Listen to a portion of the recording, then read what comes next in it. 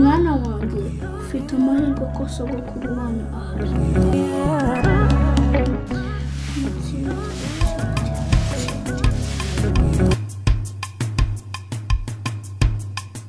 Ndagashakashaka ndagashira amanga yatemye umuvumo uravumera umwami nyumva neza twoneramo nk'intwari warakaga.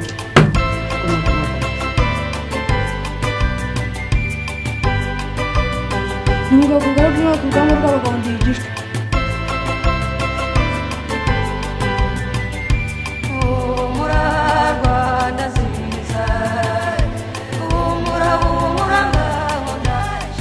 Babyeyi utwigisha umuco nyarwanda.